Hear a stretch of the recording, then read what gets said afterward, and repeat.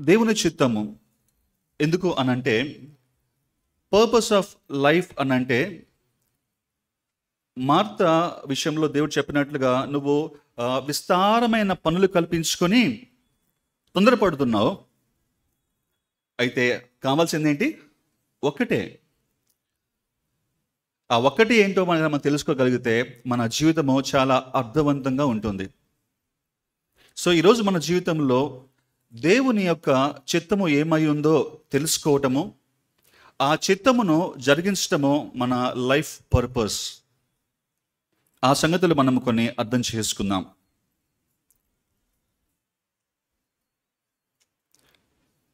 దేవుని చిత్తము అనే మాట ఈరోజు మనకి ఎట్లా అంటే, చాలా బైబిల్ యాప్స్ వచ్చేసాయి కదండి. బైబిల్ చదువుకోవటము, బైబిల్లో ఉన్న సంగతి నేర్చుకోవటము చాలా ఈజీ. ఎంత ఈజీ అని అంటే, ఏదన్నా మనకు ఒక వర్డ్ కావాలి అన్నా కూడా చాలా ఫాస్ట్గా మనం సెర్చ్ చేసుకోవచ్చు. పాత రోజుల్లో ఉన్న వాళ్ళకి అవకాశం లేదు. ఏదైనా ఒక వాక్యం గుర్తు చేసుకోవాలి అంటే కనుక వాళ్ళు ఎంతో మళ్ళీ బైబిల్ అంతా కూడా రివైజ్ చేసుకోవాలి, తెలిసిన వాళ్ళగా అడిగి తెలుసుకోవాలి. ఇప్పుడు ఏముంది, చిన్న పదం దొరికితే ఈ పదము బైబిల్లో ఎక్కడెక్కడ ఉంది అని అన్నామంటే అన్ని రిఫరెన్స్లు మనకి అదే అప్లికేషన్ మనకు చూపించేస్తుంది. అంత కంఫర్టబుల్ టైం పీరియడ్లో మనం ఉన్నాం. దీన్ని బట్టి అర్థం చేసుకుంటే అంతకు ముందున్న భక్తుల కంటే కూడా ఇప్పుడు మనము వాక్యాన్ని ఈజీగా నేర్చుకోవచ్చు, అర్థం చేసుకోవచ్చు, తెలుసుకోవచ్చు. బైబిల్లో ఎక్కడైనా సరే దేవుని చిత్తం ఉందా అని ఆ పదం కనుక వెతికితే ఆశ్చర్యం ఏంటి అని అంటే, ఈ పాత నిబంధన గ్రంథంలో స్పష్టంగా ఆ పదం ఎక్కడ కనిపించలేదు. క్రొత్త నిబంధనలో మాత్రము ఆయా ప్లేసెస్లో ఉంది. దేవుని చిత్తం అనేటువంటి ఈ యొక్క మాటని మనం ఎందుకు తప్పుగా అర్థం చేసుకున్నామేమో అనిపిస్తుంది. ఎందుకు ఈ మాట అంటున్నానంటే, ఈ దేవుని చిత్తం అనేది ఎక్కువగా ఎప్పుడు వాడతాం? మ్యారేజెస్లో వాడతాం. అందరూ ఆల్మోస్ట్ 100% చెప్పింది ఏంటంటే మ్యారేజెస్. అంటే దేవుని చిత్తము అనేది ఒక మ్యారేజ్కేనా? పోనీ ఆ మ్యారేజ్ విషయంలో చేసేటువంటి ఆ హడావుడు ఏమైతే ఉందో తర్వాత వేరే ఏ విషయంలో కూడా చేయము. అదన్నా కరెక్ట్గా చేస్తున్నామా అని అంటే, ఏదన్నా ఒక మ్యారేజ్ ప్రపోజల్ ఇచ్చినప్పుడు ఎట్లా ఉంటుంది అని అంటే, బిగినింగ్లో ఒక ఆసక్తి ఉంటుంది. తరువాత కొంచెం డీటెయిల్స్ ఇచ్చిన తర్వాత చాలా ఆసక్తిగా ప్రార్థన చేస్తారు. చాలా కొంచెం నడిపింపు వస్తుంది, కొద్దిగా పాజిటివ్గా ఉంది, దేవుడు నడిపిస్తున్నాడేమో అని అనిపిస్తూ ఉందన్న అంటారు. సరే, తర్వాత పోనీలే వీళ్ళేదో కొంచెం పాజిటివ్ రెస్పాండ్ అవుతున్నారు అని ఇదిగో అని ఫోటోలు చూపిస్తే, అమ్మాయి ఫోటో కనుక కొంచెం కలర్ తక్కువగా ఉన్నా, పర్సనాలిటీ కొంచెం లావుగా అనిపిస్తే, అబ్బాయి ఫోటోలో కనుక కొంచెం జుట్టు తక్కువగా ఉందంటే ఏం మారిపోతుంది? దేవుని చిత్తం మార్చేస్తారు.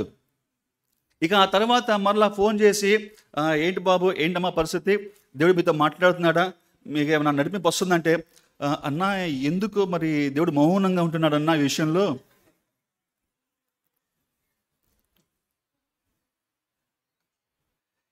ఈ మైల్ స్టోన్ ఈవెంట్స్కి తప్ప దేవుని చిత్తమును అంత సీరియస్గా మనం తీసుకోము అసలు. కరెక్ట్గా, రైటా రాంగా, ఎక్కడో ఒక మైల్ స్టోన్ ఇష్యూస్ అంటే ఒక లైఫ్లో టర్నింగ్ పాయింట్స్ వచ్చేటువంటి ఇష్యూస్ మాత్రమే దేవుని చిత్తం అని అంటాం. కానీ బైబిల్లో దేవుని చిత్తము అది ఏమని చెబుతుంది, దాన్ని మనం ఎలా అర్థం చేసుకోవాలో ఈ విషయంలో మనము ఎక్కడో తప్పిపోయామేమో అనిపిస్తుంది. ఒక మాట చదువుకుందాం. సామెతల గ్రంథము 16వ అధ్యాయము 4వ వచనము. యెహోవా ప్రతి వస్తువును దాని దాని పని నిమిత్తము కలుగ చేసెను.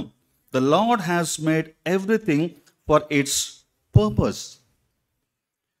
దేవుడు ప్రతి వస్తువుని కూడా ఒక పర్పస్ తోటి కలుగ చేశాడు. ఏది కూడా పర్పస్ లేకుండా లేదు. అంటే దేవుడు సృష్టిస్తే కనుక ఒక రాంగ్ మెటీరియల్ తయారు చేస్తాడా? ఛాన్స్ లేదు. ఇప్పుడు ఎగ్జాంపుల్, ఇప్పుడు ఈ ఫోన్ ఉందండి. ఈ ఫోన్కి ఏముంది? ఒక పర్పస్ ఉంది. ఈ ఫోన్ యొక్క పర్పస్ ఏంటో తెలుసుకోవాలి అని అంటే కనుక ఎవరు చెప్తారు? ఎవరు దాన్ని తయారు చేశారో ఆయనే చెప్పాలి. ఇప్పుడు ఈ ఫోన్కి ఉన్న పర్పస్ ఏంటి? ప్రైమరీగా ఒక మెసేజ్ మాట్లాడితే ఎవరితో మాట్లాడాలని అనుకుంటున్నానో వాళ్ళతో మాట్లాడించాలి. నాతోటి ఎవరు మాట్లాడాలి అని అనుకుంటున్నారో వాళ్ళు నాకు కాల్ చేస్తే దానికి హెల్ప్ చేయాలి. అంతే కదా? ఇక బియాండ్ చాలా పనులు చేస్తుంది. ఇప్పుడు ఆ పర్పస్ కాకుండా ఇదేదో రెక్టాంగిల్లా ఉంది, కొంచెం బరువుగా ఉంది, నేను దీన్ని ఒక పేపర్ స్టాండ్గా వాడుకుంటాను అని పెట్టాను అనుకోండి, ఏమవుతుంది? దాని పర్పస్ నెరవేరదు. ఇప్పుడు ఇది నా దగ్గర ఉండగా కూడా ఎక్కడో ఒక కిలోమీటర్ దూరంలో నా స్నేహితుడు ఉన్నాడు, నేను ఒక మెసేజ్ చెప్పాలి. నేను మెసేజ్ చెప్పాలి అనుకున్న ప్రతిసారి కూడా డ్రెస్ వేసుకొని బైక్ తీసుకొని వెళ్తున్నాను, చెప్తున్నాను, వస్తున్నాను. మళ్ళీ ఇంకొకటి గుర్తొచ్చింది నాకు, మళ్ళీ ఏం చేస్తాను? మళ్ళీ రెడీ అవుతున్నాను, బైక్ మీదనో నడుచుకొని పోతున్నాను, 1 కిలోమీటర్ వెళ్ళి చెప్పి వస్తున్నాను. ఏం చేస్తున్నాను నేను? దీని పర్పస్ తెలుసుకోక, దీన్ని ఉపయోగించుకోవడం చేతగాక దాన్ని నేను నష్టపరుచుకుంటున్నాను అని అర్థం. ఒక వస్తువుకి గనక పరిస్థితి అదైతే గనక మరి మన పరిస్థితి ఏంటి? నీ పరిస్థితి ఏంటి? ఎందుకంటే నువ్వు వస్తువు కాదు, you are more than that. You are created in the image and likeness of God. నువ్వు దేవుని యొక్క పోలికలో, దేవుని యొక్క చిత్తములో చేయబడిన వాడవు, చేయబడిన దానవు. నీకు ఒక పర్పస్ ఉంది. అది కనుక నువ్వు తెలుసుకోకపోతే కనుక నీ జీవితం యొక్క అర్థాన్ని నువ్వు కోల్పోతావు. So it is very important for everyone to know the will of God, and it is very much important to fulfil the will of God. అదే మన యొక్క పర్పస్ ఆఫ్ లైఫ్ అని అంటే. ఎందుకు అని అంటే ఆ లైఫ్ని నీకు ఇచ్చింది దేవుడు. సో ఇప్పుడు ఈ కాంటెస్ట్గా మనం తీసుకుంటే మరి ఈ దేవుని చిత్తము అనేది కేవలము మైల్ స్టోన్ ఈవెంట్స్ కోసం మాత్రమే కాదు. ఇదిగో నేను పెళ్లి చేసుకోవాలనుకుంటున్నాను, ఈ విషయం దేవుని చిత్తం అయితే ఏంటి అని అంటాం, కానీ అది కూడా కరెక్ట్గా చేయము. ఇప్పుడు సింపుల్ అండి, ఒక హోటల్కి వెళ్ళారు, కాఫీ తాగారు, మీకు ఒక లక్కీ కూపన్ ఒక ఫామ్ ఇచ్చారు, ఫిల్ చేశారు. మీరు ఆశ్చర్యంగా మీకు ఒక i10 ఆటోమేటిక్ కార్ వచ్చింది ఫ్రీగా. మీకు అనౌన్స్ చేశారు, మీ పేరుతో వచ్చింది, వచ్చి కలెక్ట్ చేసుకోండి అని అంటే కనుక ఎవరైనా సరే ఇది దేవుని చిత్తమా అవునా కాదా చూస్తారా? పరిగెత్తుకుంటా పోతారు. ఇంకా ఏమని చెప్పుకుంటామంటే నాకే ఇచ్చాడని చెప్పుకుంటాం. ఎవరు అడగము ఇది దేవుని చిత్తమా అవునా కాదా. నేను ఏమంత గొప్ప పని చేస్తున్నాను, నేను ఏమంత గొప్పగా జీవిస్తున్నానని దేవుడు నన్ను మెచ్చుకొని నాకు ఈ i10 ఆటోమేటిక్ కార్ ఇవ్వాలి అనుకుంటామా? ఏమనుకోం. చాలా వరకు అన్ని విషయాలు మనకి గ్రాంటెడ్ లాగే తీసుకుంటాం. యూఎస్కి అప్లై చేస్తాం, వెళ్ళాలని బాగా ఆశ ఉంటుంది, ఆ సంగతి చెప్పం, చేయాల్సిన పనులన్నీ చేసుకుంటూ పోతాము, ప్రయత్నిస్తూనే ఉంటాం. మళ్ళీ ఏమంటామంటే లాస్ట్ మినిట్లో దేవుని చిత్తం అయితే అవ్వాలి, కాకపోతే వద్దు అని అనుకుంటాం. అది ముందు కదా ఉండాలి. చాలా విషయాల్లో మనము తప్పిపోతూ ఉన్నాం. సో దీని గురించి దేవుడు ఎక్కడైనా చెప్పాడా, ఒక డెఫినేషన్ ఏమైనా ఇచ్చాడా అని కనుక ఆలోచిస్తే నాకు ఒక చక్కని డెఫినేషన్ కనిపించింది. ఆ మాట చదువుతూ ఉంటే ఎంత చక్కగా దేవుడు ఇంత బాగా ఎక్స్ప్లెయిన్ చేశాడో అనిపిస్తుంది ఆ మాట మనం చూస్తే. చదవండి ఒకసారి. 1 సమూయేలు గ్రంథము 15వ అధ్యాయము 22వ వచనము. అందుకు సమూయేలు తాను సెలవిచ్చిన ఆజ్ఞను ఒకడు గైకొనుట వలన యెహోవా సంతోషించున్నట్లు ఒకడు దహన బలులను అర్పించటం వలన ఆయన సంతోషించున. ఆలోచించుము, బలులు అర్పించుట కంటే ఆజ్ఞను గైకొనుటయు మాట వినుటయు శ్రేష్టము. ఎంత బాగా చెప్పాడండి. సమూయేలు గారు చెప్తే ఉన్నారనంటే, ఇద్దరు వ్యక్తులు ఉన్నారట. ఆ ఇద్దరు వ్యక్తులలో ఒకడంట దేవుడు ఏం చెబితే, ఏం సెలవిస్తే దానిని అన్కండిషనల్గా ఒబే చేస్తున్నాడంట. ఇంకొకడు ఉన్నాడు, ఆయన ఏం చేస్తున్నాడంటే రిచువలిస్టిక్గా జీవిస్తూ ఉన్నాడు. అంటే ఎట్లా అంటే ఆచారబద్ధమైన జీవితం అని అర్థం. ఆదివారం మీటింగ్ పెట్టారా, చర్చికి రావాలా, వస్తాను. వేరే మీటింగ్స్ ఉన్నాయా, వస్తాను. డబ్బులు ఇవ్వాలా, ఇస్తాను. ఏవైనా మంచి పనులు చేసే అవకాశం ఉంటే మంచి పనులు చేస్తాను. ఇవన్నీ చేస్తూ ఆచారపరంగా చేయాల్సిన పనులు చేస్తామను. కానీ రిమైనింగ్ లైఫ్ అంతా అది నా లైఫ్, నా ఇష్టానుసారంగా జీవిస్తాను అని అంటున్నాడు. సమూయేలు చెప్తున్నాడు, ఒరే బాబు, నువ్వు అలా అనుకుంటున్నావు, కానీ దేవుడు చెప్తున్న మాట ఏంటో తెలుసా? యెషయా గ్రంథము 64:6. నువ్వు అనుకుంటున్న నీ యొక్క ఆ ఆచారబద్ధమైన జీవితము, నువ్వు చేస్తున్నటువంటి ఆ నీతి క్రియలు నాకవి మురికి గుడ్డలవి. నువ్వేదో గొప్ప అనుకుంటున్నావు. నాకు కావాల్సింది ఆ ఆచారబద్ధమైన జీవితం కాదు. తను సెలవిచ్చిన ఆజ్ఞ ఒకడు గైకొనున్నట్లుగా, నేను చెప్పిన మాట అన్కండిషనల్గా నువ్వు వింటే కనుక అది నాకు ఆనందం. నువ్వు అలా జీవిస్తే నిన్ను బట్టి నేను అప్పుడు ఆనందిస్తాను అంటున్నాడు. దేవుని చిత్తము, విధేయత, ఈ రెండు కూడా both should will go in hand. ఒకదానికొకటి వేరు కాదు. ఈ రెండు కలిస్తేనే దేవుని యొక్క గొప్ప కార్యం మనం చూస్తాం. ఇది ఎలాంటిదని అంటే ఇలా అర్థం చేసుకోవచ్చు. దేవుని చిత్తము చాలా శక్తి కలిగినది. It's very powerful. ఉదాహరణకు ఒక మంచి పవర్ఫుల్ టాప్ మోడల్ ఒక కారుని మీరు తీసుకున్నారు. ఆ కారు ఎంత పవర్ఫుల్ అని అంటే అది ఎత్తైన కొండలు ఎక్కగలదు, లోతైనటువంటి లోయలకు కూడా పోగలదు. ఆ కొండ రాళ్ళని కూడా అది దాటుకుని పోగలదు. ఎండలో పోగలదు, ఎడారిలో పోగలదు, అడవిలో పోగలదు, హైవే పైన పోగలదు, మట్టి రోడ్డు పైన కూడా పోగలదు. అంత పవర్ఫుల్ కార్కి అది ముందుకు నడవాలి అని అంటే దానికి ఏం కావాలి? మెయిన్ ఫ్యూయల్ కావాలి. సో బలమైన దేవుని చిత్తానికి నీ అన్కండిషనల్ ఒబీడియన్స్ రెండు కలిసినప్పుడే దేవుని యొక్క గొప్ప కార్యాలు నువ్వు చూస్తావు. ఆ పవర్ఫుల్ కార్ను తెచ్చుకొని దాన్ని నువ్వు ఫ్యూయల్ నింపుకోకుండా ఇంటి ముందే కనుక అలాగా పార్క్ చేసి పెట్టుకున్నావు అని అంటే ఏంటి ఉపయోగం దానివల్ల?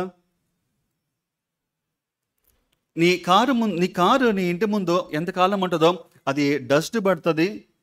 కారు లోపల ఉన్నటువంటి ఆ యొక్క పార్ట్స్కి ఫంగస్ ఫామ్ అవుతుంది. అది ఉపయోగం లేకుండా అలా ఆగిపోతుంది. ఎప్పుడైతే కారుకి ఫ్యూయల్ యాడ్ చేస్తామో దాన్ని నువ్వు బలంగా ఉపయోగించుకోగలుగుతావు. దేవుని చిత్తము అది ఒక పవర్ఫుల్ వెహికల్ లాంటిది. దాన్ని నువ్వు వాడుకోవాలంటే కనుక దానికి నీ జీవితంలో నుంచి అన్కండిషనల్ ఒబీడియన్స్ని నువ్వు చూపించాలి.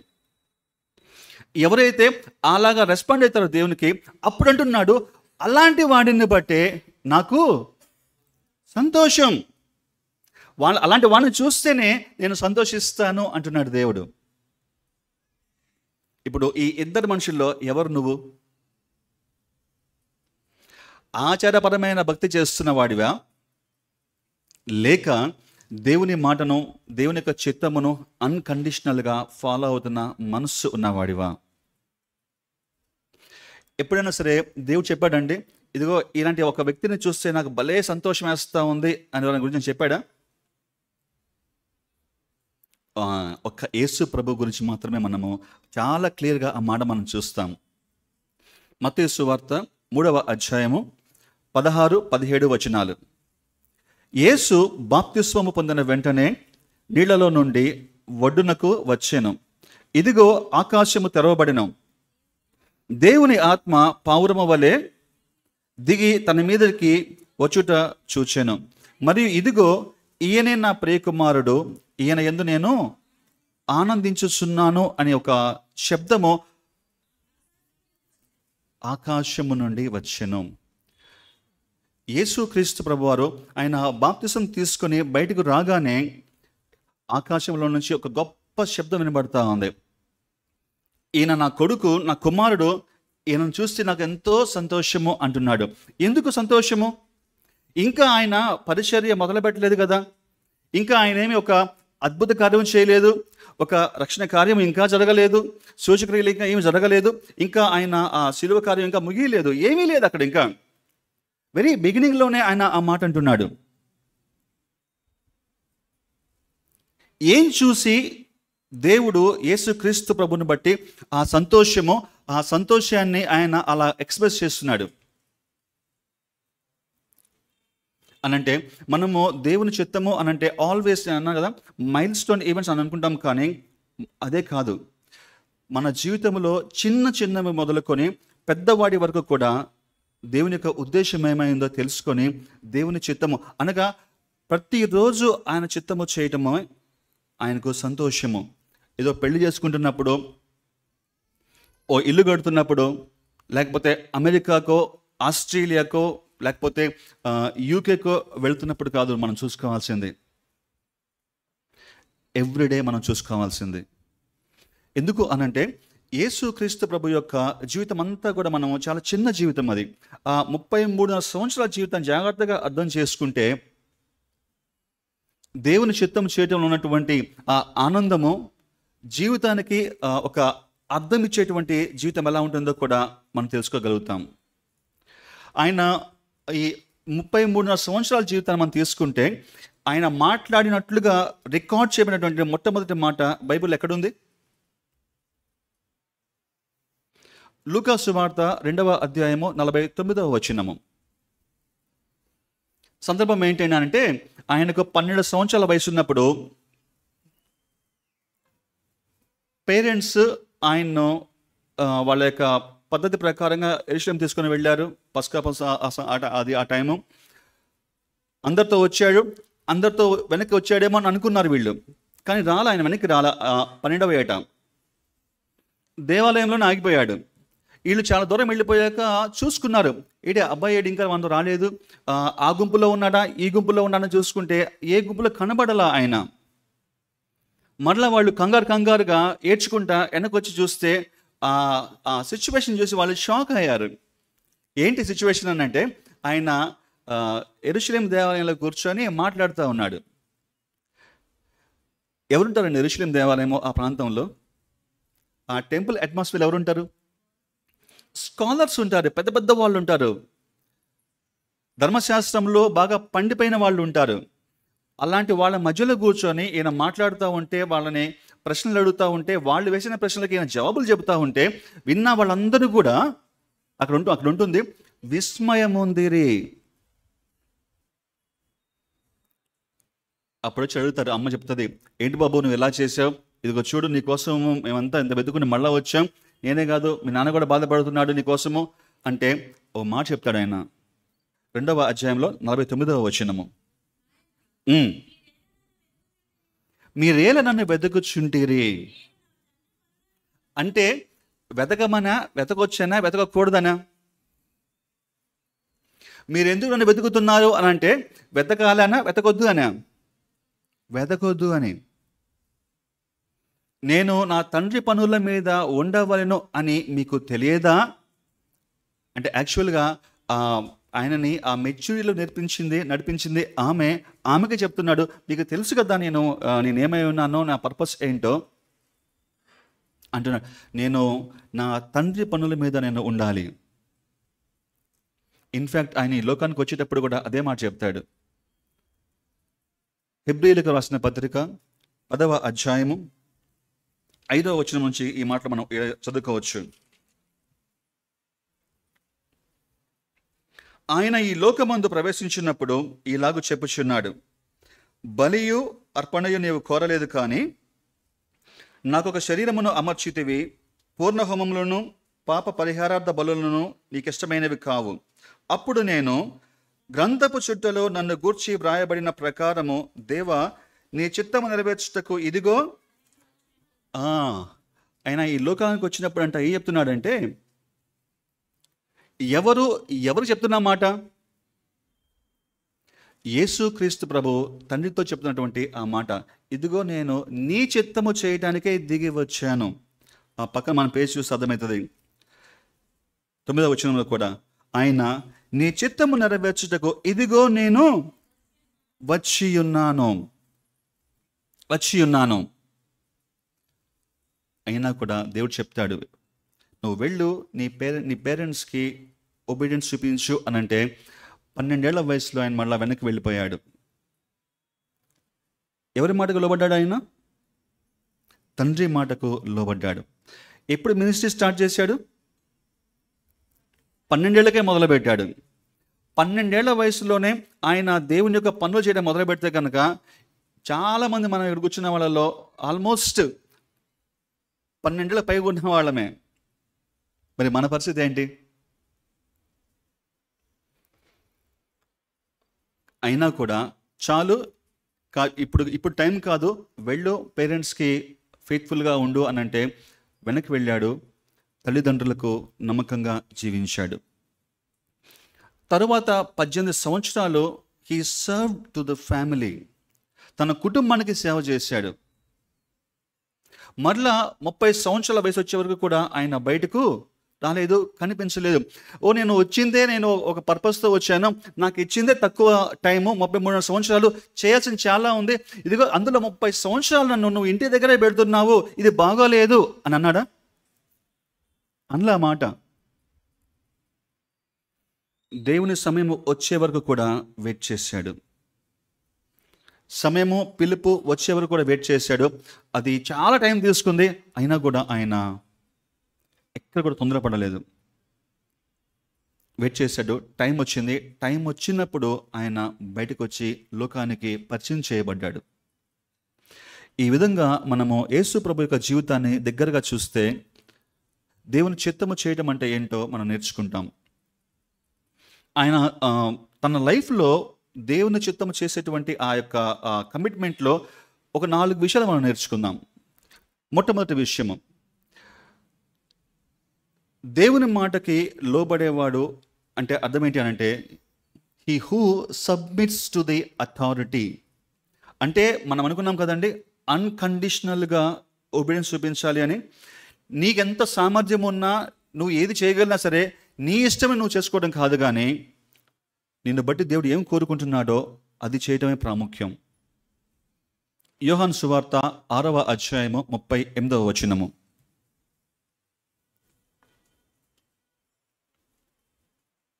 నా ఇష్టమును నెరవేర్చుకుంటకు నేను రాలేదు, నన్ను పంపిన వాని చిత్తము నెరవేర్చుటకే పరలోకము నుండి దిగి వచ్చి తిని. ఆయన అంటున్నాడు, నా ఇష్టము నెరవేర్చుకోవడం కోసం కాదు నేను వచ్చింది, నీ ఇష్టము నెరవేర్చడానికే నేను వచ్చాను. అంటే దేవుని చిత్తము చేయటము అని అంటే ఆ వ్యక్తికి ఉండాల్సిన మనసు ఎలాంటిది అని అంటే submissive heart, submitting to the authority. నీ పైన ఉన్నవాళ్ళు ఏం చెబితే నీకు ఇష్టం ఉన్నా ఇష్టం లేకపోయినా, అది నీకు అర్థమైనా అర్థం కాకపోయినా దానికి నువ్వు ఫెయిత్ఫుల్గా ఒబీడియంట్గా ఎస్ చెప్పడము నేర్చుకోవాలి. సింపుల్ థింగ్ చెప్పిన, ఇప్పుడు ఏదైనా ఒక కంపెనీలో జాయిన్ అయ్యేటప్పుడు అపాయింట్మెంట్ మన సైన్ తీసుకుంటారు. జనరల్గా ఎవరు చదవము. ఉద్యోగం వచ్చిందన్న ఆనందం ఉంటుంది, ఇంత శాలరీ వస్తుంది అన్న ఆనందం ఉంటుంది. ఎక్కడ సంతకం పెట్టమంటే అక్కడ సంతకం పెట్టేస్తాము, సంతోషంగా వెళ్ళిపోతాము. ఒక క్షణం ఆగి కనుక అక్కడ ఏమి రాస్తుంది ఆ అపాయింట్మెంట్ లెటర్లో అని కనుక మనం అంతా చదివితే ఇదిగే ఈ మాటలు ఉంటాయి. ఒరే బాబు, నీకు ఉద్యోగం ఇస్తున్నాము, నీ రోల్ ఇది, నీ జీతం ఇది, అయితే నువ్వు ఫాలో అవ్వాల్సినటువంటి గైడ్ రూల్స్ ఏంటి అని అంటే, ఇదిగో మా కంపెనీ పరంగా మాకొక విజన్ ఉంది, ఓ కంపెనీగా మాకు ఈ పాలసీస్ ఉన్నాయి, ఓ కంపెనీ పరంగా మాకు ఈ గైడ్ లైన్స్ ఉన్నాయి, నీకు ఖచ్చితంగా నువ్వు మా కంపెనీలో ఉన్నంత కాలము మా విజన్కి ఇన్లైన్ అయి ఉండాలి, మా లీడర్షిప్లో నువ్వు ఇన్లైన్ అయి ఉండాలి, మా గైడ్లైన్స్ ఏమైతే డిఫైన్ చేశామో, మా పాలసీస్ని ఏమైతే డిఫైన్ చేశామో, ఈ పాలసీస్కి నువ్వు ఒప్పుకొని తీరాలి, వీటి ప్రకారంగా నడుచుకోవాలి. నువ్వు ఎక్కడైనా కనుక వీటిని వయలేట్ చేస్తే అదే ప్లేస్లో అదే టైంకి నిన్ను టెర్మినేట్ చేసేటువంటి హక్కు మాకుంది, నీకు ముందే చెప్తున్నాం, నీకు ఇష్టమేనా అంటే మనం చదవంగానే సంతకం పెట్టేస్తాం. నువ్వు ఆ కంపెనీలో ఎంతకాలం పనిచేస్తావో, నీకు ఇష్టమున్నా ఇష్టం లేకపోయినా ఆ కంపెనీ యొక్క విజన్కి, లీడర్షిప్ యొక్క గైడ్లైన్స్కి, పాలసీస్కి ఇన్లైన్లో ఉండి తీరాల్సిందే. లేదండి నాకు కుదరదండి, ఇదిగో ఇక్కడ ఈ విషయంలో నా ఇష్టమే, నాకు ఇలా అనిపిస్తూ ఇలా చేస్తానంటే నువ్వెవరు నీ ఇష్టమే ఇంతే అంటారు. ఈ కార్పొరేట్ కల్చర్లోనే ఇంత స్ట్రాంగ్గా ఒక లీడర్షిప్కి సబ్మిట్ అవ్వాల్సినటువంటి నీడ్ ఉంటే కనుక, నీ లైఫ్ ఇచ్చిందే దేవుడు, నీకు సామర్థ్యం ఇచ్చిందే దేవుడు, నిన్ను పోషిస్తూ నిన్ను నడిపిస్తుందే దేవుడు, నీ జీవితం ఒక అర్థం ఇస్తుందే దేవుడు. దేవుని యొక్క చిత్తానికి, అధికారానికి, ఆయన ఉద్దేశానికి నువ్వు సబ్మిట్ చేసుకోకపోతే కనుక ఆ తర్వాత ఆయన చిత్తంలో ఎలా కొనసాగుతావు? ఆయన అంటున్నాడు, నేను నా చిత్తం కోసం నేను రాలేదు, నా ఇష్టము నెరవేర్చుకోవడం కోసం నేను రాలేదు, కానీ దేనికోసము? నీ చిత్తము చేయటానికే. అది మొదటి విషయము. రెండో సంగతి మనం చూద్దాం. Keeping God number 1 position in your life. నీ జీవితంలో దేవుని మొదటి స్థానంలో పెట్టుకోవడం నువ్వు నేర్చుకోవాలి. ఆయన అదే చేశాడు. ఎలాగా అనంటే మనం చూద్దాం ఒక మాట. ఇదే యోహాను సువార్త 4వ అధ్యాయము 34వ వచనం.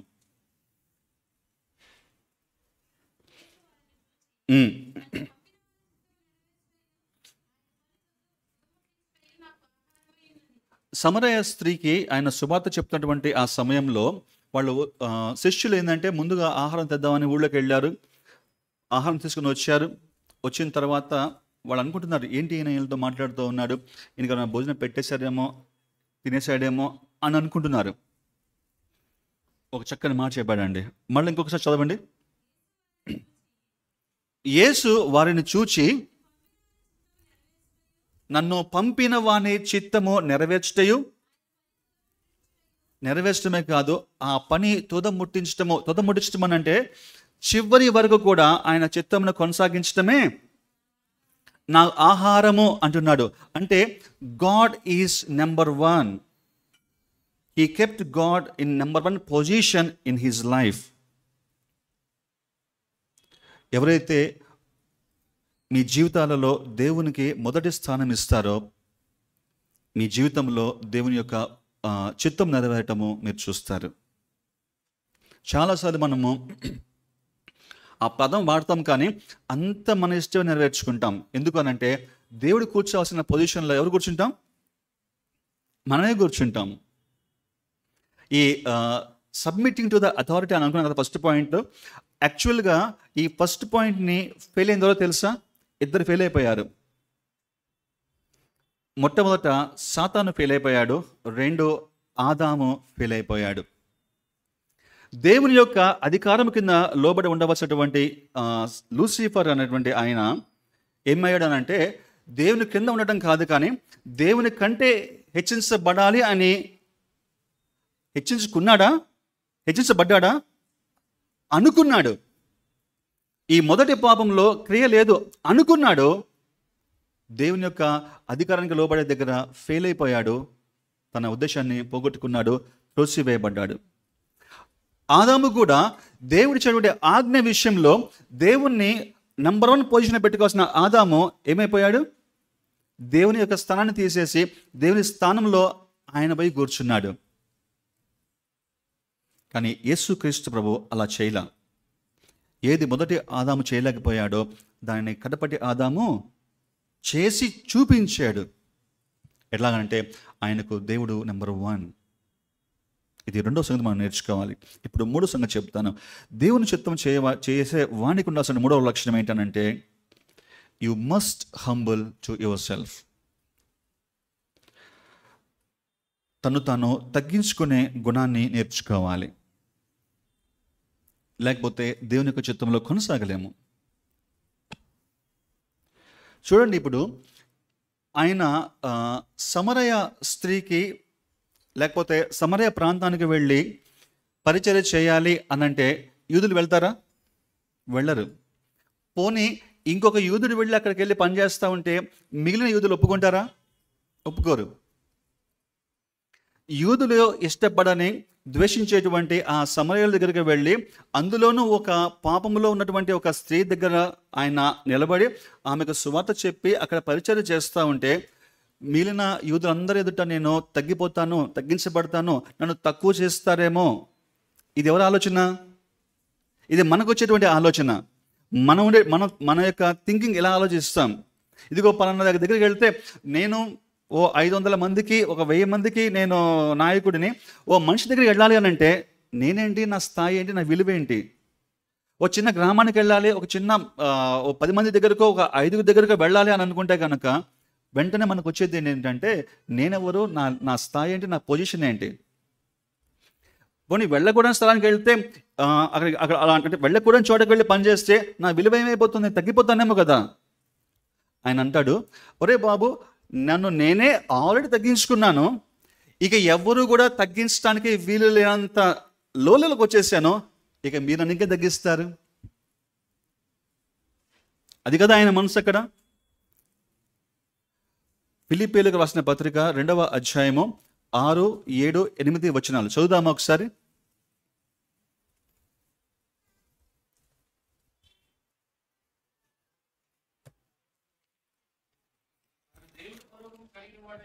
నేను చదువుతాను, మీరు కూడా మీకు బైబిల్స్లో ఈ వచనం ఫాలో చేయండి. ఆయన దేవుని స్వరూపము కలిగిన వాడై ఉండి దేవునితో సమానముగా ఉండుట విడిచిపెట్టకూడని భాగ్యమని ఎంచుకోనలేదు, కానీ మనుషుల పోలికగా పుట్టి దాసుని స్వరూపము ధరించుకొని తన్ను తానే రిక్తునిగా చేసుకొనెను.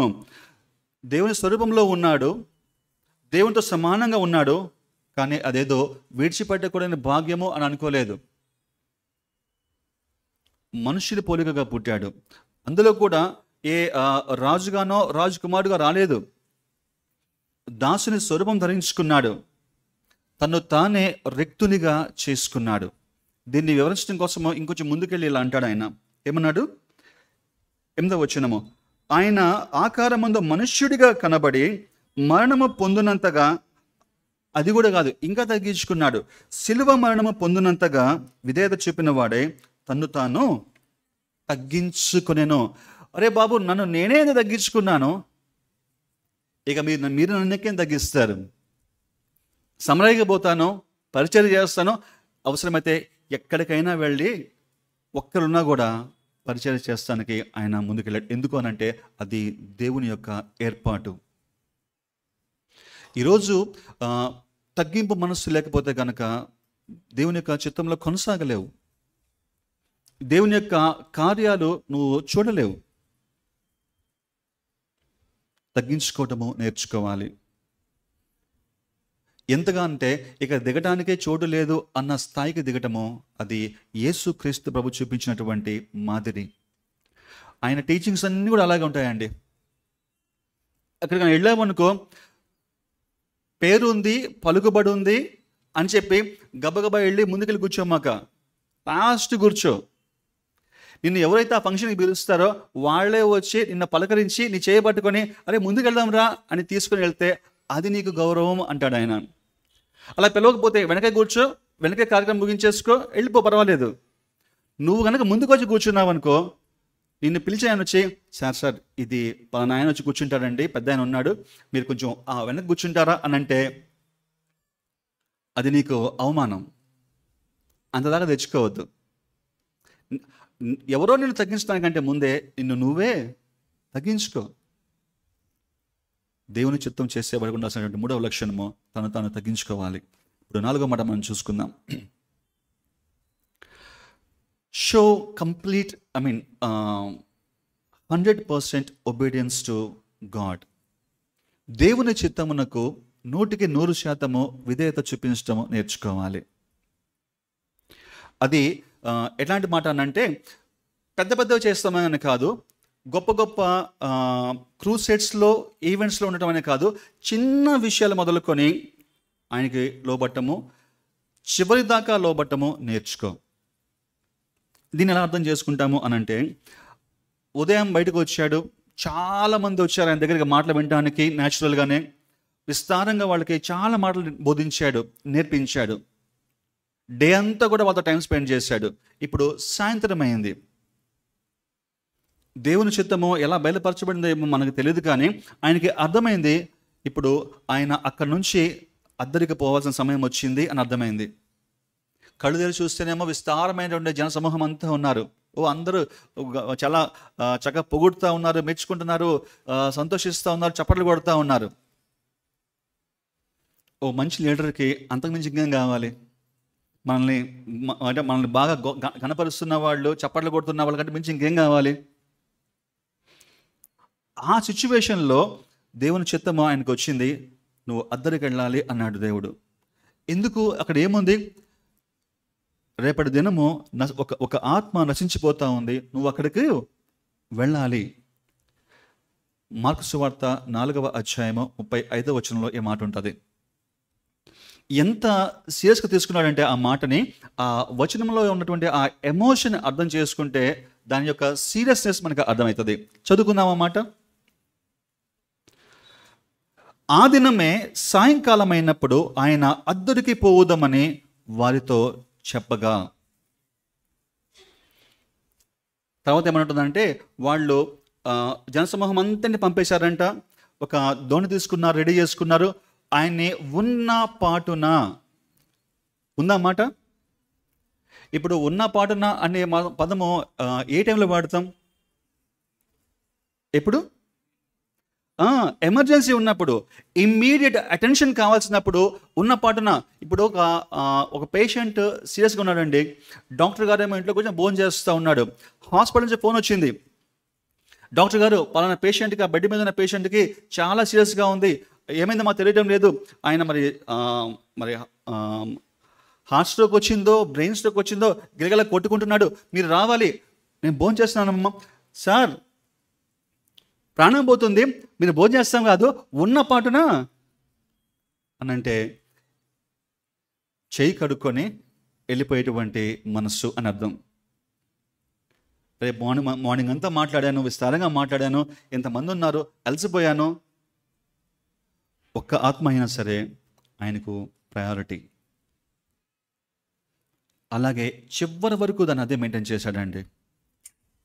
తెల్లవారితే సిలువకు వెళ్ళబోతున్నాడు. తెల్లవారితే కాదు, కొన్ని గంటలు ఆగితే. ఆ సమయంలో ఆయనకు ఒక ఆశ, అయ్యా ఏదన్నా ఒక అవకాశం ఉండి, ఇదిగో ఈ గిన్నె కనుక తీసివేయడానికి అవకాశం ఉంటే ఆలోచిస్తావా అని అంటూనే, ఒకవేళ కనుక ఆన్సర్ కనుక ఓకే కుదురుతుంది అయినా సరే, ఒకవేళ అది నీ చిత్తం కాకపోతే, అది కాదు, నీ చిత్తమే కానిమ్ము అన్నాడు. ఎక్కడ? గెత్సెమనే తోటలో. చదువుతాం ఆ మాట ఒకసారి.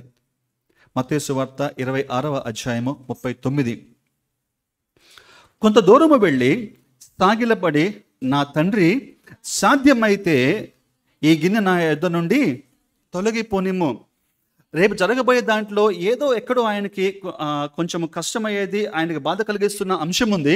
అడుగుతున్నాడు, అయ్యా ఏమైనా అవకాశం ఉందా ఈ గిన్నె తీసేయడానికి? ఒకవేళ ఆన్సర్ ఒక ఆల్టర్నేటివ్ ఉంది అని ఉన్నా కూడా, కానీ ఆయన అన్న మాట ఏంటో తెలుసా? తర్వాత ఏమంటాడు? అయినను నా ఇష్ట ప్రకారము కాదు, నీ చిత్త ప్రకారమే కానిమ్ము అని ప్రార్థించాను. 100% ఒబీడియన్స్ చూపించడము అని అంటే అర్థం అది. ఇప్పుడు ఆయన ఆ సమయానికి వెళ్ళేటువంటి కొంచెం ముందర ప్రార్థన చేసి అక్కడికి వచ్చాడు కదా. ఆ ప్రార్థన చేసిన దాంట్లో తండ్రికి ఒక మాట చెప్తాడు.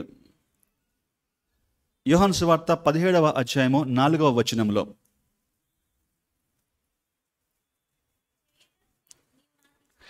చేయుటకు నీవు నాకు ఇచ్చిన పని నేను సంపూర్ణముగా నెరవేర్చి భూమి మీద నిన్ను మహిమ పరచితిని. 100% అని అంటే అర్థం ఏంటనంటే, ఆయనకి ఇవ్వబడినటువంటి ఆ జీవితకాలం అంతా కూడా ఏమైతే చెప్పాడో, ఏ పనుల కోసం అయితే పంపించాడో, ఒక్క చిన్న పని కూడా ఇగ్నోర్ చేయలేదు, ఒక్క చిన్న పని కూడా ఆయన విడిచిపెట్టలేదు. చేయుటకు నీవు నాకు ఇచ్చిన పనిని ఒక పదం వాడాడు, సంపూర్ణముగా నెరవేర్చి భూమి మీద నిన్ను మహిమపరిచితిని. అనగా యేసుక్రీస్తు ప్రభు తండ్రిని మహిమపరిచింది ఎక్కడో తెలుసా? లేదు, మనకు నేర్పించిన పాఠం ఏంటో తెలుసా? నీవు నీ జీవితం ద్వారా దేవుని మహిమపరచాలని అనుకుంటే కనుక నీవు చనిపోయి పరలోకానికి వెళ్ళిన తర్వాత చేసేది ఏమీ లేదు. నువ్వు ఏం చేయాలన్నా కూడా ఎప్పుడు చేయాలి? ఇప్పుడే చేయాలి. నువ్వు భూమి మీద ఉన్నప్పుడు చేయాలి. దేవునికి మహిమ ఎప్పుడు అనంటే భూమి మీద నీ యొక్క జీవితము, నీ జీవితాన్ని బట్టే తండ్రి అయిన దేవునికి మహిమ వెళుతుంది. దావీదు గురించి మాట్లాడుతూ అపోస్తలుల కార్యముల గ్రంథము 13:36 ఉంటుంది. దావీదు తన తరము వారికి దేవుని సంకల్పము చొప్పున తన తరము వారికి సేవ చేసి నిద్రించెను అని ఉంటుంది. దావీదు గారు ఎప్పుడు సేవ చేశాడు? ఎవరికి చేశాడు? ఆయన ఎవరి సంకల్పం చొప్పున చేశాడు అనంటే దేవుని సంకల్పం చొప్పున చేశాడు. అది కూడా ఆయన తరము వాళ్ళకి సేవ చేశాడు. నువ్వు ఏదైనా మంచి చేయాలనుకుంటే కనుక, నీ ద్వారా ఏదైనా మంచి జరగాలి అని అనుకుంటే కనుక ఎప్పుడు చేస్తావు? ఎప్పుడు జరుగుతుంది అనంటే నువ్వు చచ్చిపోయి చేసేది ఏమీ లేదు. నువ్వు బ్రతుకున్నప్పుడే, నీతో ఉన్న ఆ తరం ఉన్నప్పుడే వాళ్ళకే నువ్వు మంచి చేయగలుగుతావు. లేదు, నీ తర్వాత వచ్చే వాళ్ళకి ఏదైనా అందించాలనుకుంటే కనుక నువ్వు జీవిస్తున్నప్పుడే నువ్వు చేయగలుగుతావు. ఒక పెద్ద ఆయన ఒక తోటలో మామిడి పళ్ళు నాటుతా, టెంకలు నాటుతూ ఉంటే మనబోటి ఒక యవనస్తుడు వెటకారంగా ఆయన దగ్గరికి వెళ్ళి, ఏం చేస్తున్నావు తాత అని అంటే, ఏముంది బాబు, ఇదిగో ఇవి మామిడికాయ ఇవి నాటుతున్నాను అని అంటే, ఏం తాత నువ్వు ఇంకా బతికి ఈ మామిడి చెట్టు పండు తిందామనేనా అని వెటకారం చేస్తే పెద్ద ఆయన అంట ఒక చిన్న నవ్వు నవ్వి, అరే బాబు, ఇవి నా కోసం కాదు, నా జీవితంలో ఎవరో నాటిన చెట్ల యొక్క ఫలాలు నేను చాలా తిన్నాను. ఇది నా తరువాత వచ్చే వాళ్ళ కోసమో, ఇది నా వంతుగా నేను చేస్తున్నాను అన్నాడంట. నువ్వు ఏదైనా మంచి చేయాలనుకుంటే కనుక నీ ఉన్న వాళ్ళకో వచ్చే వాళ్ళకో చేయాలంటే అది ఎప్పుడు చేయగలుగుతావు తెలుసా? నువ్వు ఉన్నప్పుడే నువ్వు చేయగలుగుతావు. సో దేవుని చిత్తము చేయడానికి దేవుడు చూపించినటువంటి చాలా క్వాలిటీస్ చూపించాడు. మనం 4 చూసాం. ఒకటేంటి? ఆయన అధికారానికి సంపూర్ణంగా లోబడటము. రెండవది, keeping God in number 1 position in your life. మూడవది, హంబుల్ యువర్ సెల్ఫ్. నాలుగవది, షో 100% ఒబీడియన్స్. ఈ 4 మనం అర్థం చేసుకోగలిగితే యేసుప్రభు యొక్క జీవితంలో వాటిని మనం అప్లై చేసుకోగలిగితే, నేర్చుకోగలిగితే మన జీవితము చాలా మారుతుందండి.